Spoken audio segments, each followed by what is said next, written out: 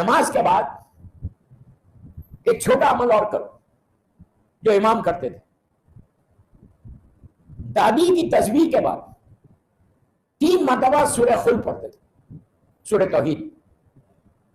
آپ کو معلوم سورہ خلق اگر کوئی 3 مرتبہ پڑھے تو ایک قرآن کا ثواب, مشہور روایت. ایک دفعہ 3 دفعہ سورہ خلق پڑھو, اس کا مطلب یہ نہیں ہے کہ آپ قرآن نہ پڑھیں, یہ تو بونس ہے. 3 دفعہ سورہ خلق ہر نماز کے بعد پڑھو, تسبیح بیوی کے بعد. اس کے بعد یہ سورہ خلق کو اگر تم چاہتے ہو کہ قبول ہو جائے, چوتھے امام کو ہدیہ کر دو اور زمانے کے امام کو ہدیہ کر دو. سورہ خلق پڑھ کے گفٹ کر دو کہ قبول ہو جائے. معصوم کو ہدیہ کرنے سے تمہاری عبادتیں قبول ہوتی. 3 دفعہ سورہ خلق پڑھ کے ہدیہ کر.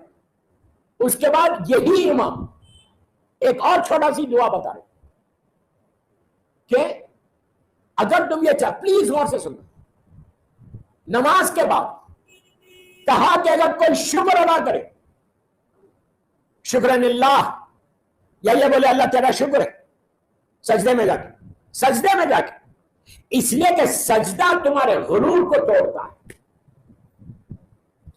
ایروگنسی ہے نا ہمارے پاس, میں سب سے بڑا ہوں, میں بڑا ایروگنٹ ہوں نا, میں سب سے بڑا ہوں.